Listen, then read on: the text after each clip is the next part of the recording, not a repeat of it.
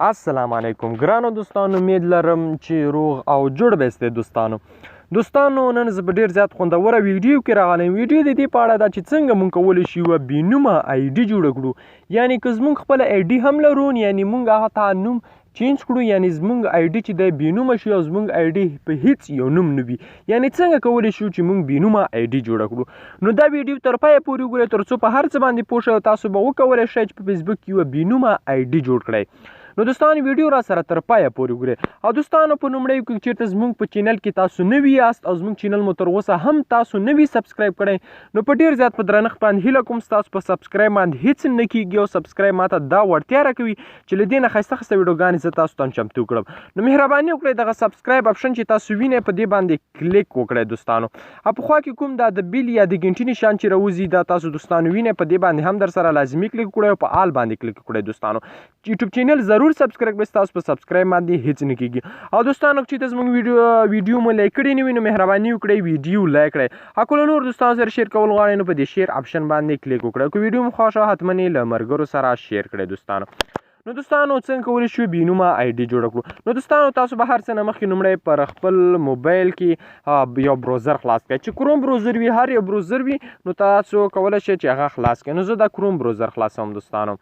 لږ صبر ته کوم تر څو ما په کروم بروزر کې تیاره آی ډي خلاصه کړې نه تاسو به په کروم بروزر کې آی ډي خلاصه کړئ دوستانو. یعنې په کروم بروزر کې به خپله آی ډي دوستانو خلاصه کړئ. دا به زه وځم تر څو تاسو ته سر نه هغه هر څه وښیم. نو دوستانو کله مو چې په کروم بروزر کې آی ډي خلاصه کړه، هر یو بروزر چې وي یوازې کروم بروزر نه هر یو چې وي، نو کله مو چې خلاصه کړه دوستانو تاسو به په دغه کونج کې په دریو ټکو کوم نشانې دي په دې باندې به کلیک وکړئ دوستانو. دغه درې ټکي وینئ دوستانو، په دې باندې به کلیک وکړئ دوستانو. لږ صبر به ورته وکړو تر څو دا هم موږ ته راخلاص شي دوستانو. دغه دی دوستانو، تاسو به لاندې راشئ، ښه به لاندې راشئ دوستانو. دلته به په سیټینګ اپشن باندې کلیک وکړئ. دغه دوستانو تاسو سیټینګ اپشن وینئ دوستانو، په دې باندې به کلیک وکړئ. کله مو چې کلیک وکړو دلته به لږ صبر ورته وکړئ. دلته به په پرسونل انفارمیشن باندې کلیک وکړئ دوستانو. دغه پرسونل انفارمیشن دوستانو تاسو وینئ، په دې باندې به کلیک وکړئ. کله مو چې کلیک وکړو په نیم باندې به کلیک وکړئ. دا زما آی ډي ده، نوم یې دی افغان ملت. دا دوستانو تاسو ته ښیم چې څنګه کولی شو بېنومه آی ډي ته واړو. نو دلته به په نیم باندې کلیک وکړئ. لږ صبر ورته ګورئ دوستانو. افغان ملت په نامه آی ډي ده، تاسو ته په لایټ فیسبوک کې ښایم. ګورئ دوستانو دغه زه بېنومه آی ډي ته وړم. لږ صبر ورته کوم نیټ ډېر زیات سلو دی دوستانو تر څو دا ماته خلاص شي دوستانو. افغان ملت په نامه زما آی ډي ده او زه غواړم دا بېنومه آی ډي ته واړم دوستانو. ګورئ دوستانو دغه نوم دی افغان ملت په نامه آی ډي ده، زما په دې نوم ده. زه دا اوس بېنومه آی ډي ته اړوم دوستانو. بېنومه د دې دوستانو تاسو به دلته به تاسو دوستانو څه کوئ؟ دلته به یو نه ښکاره کېدونکی سټایګر ورکوئ. دوستان به اوس په تاسو وایي چې نه ښکاره کېدونکی سټایګر موږ له کوم ځایه ترلاسه کولی شو او نه ښکاره کېدونکی سټایګر څه وي؟ نه ښکاره کېدونکی سټایګر د پیدا کولو طریقه تاسو ته ښایم چې څنګه کولی شو نه ښکاره کېدونکی سټایګر واخلو. هغه به بیا ته دوستانو کاپي کړئ. اخر کې درته طریقه ښایم چې له دې طریقې کولی شئ چې نه ښکاره کېدونکی سټایګر کاپي کړئ. نو دلته به زه هغه پیسټ کړم، ما به تیار راخیستی وي دوستانو. دلته به دا هم ران کړم، دا به هم پیسټ کړم. کله مو چې دا ریویو چینج باندې به کلیک وکړم دوستانو، دلته تاسو وینئ ریویو چینج باندې به کلیک وکړم. کله مو چې کلیک کړو دلته به لږ صبر وکړو. چینل مو تر اوسه هم نوي سبسکرایب کړی نو معراج خان ټیکنیکل یوټیوب چینل ضرور سبسکرایب کړئ. دلته به دوستانو تاسو خپل پاسورډ د همدې آی ډي کوم پاسورډ دی دا به ور واچوئ دوستانو. دغه دی دوستانو ما خپل پاسورډ ور واچاو. نو په سیو چینج باندې به کلیک وکړئ دوستانو.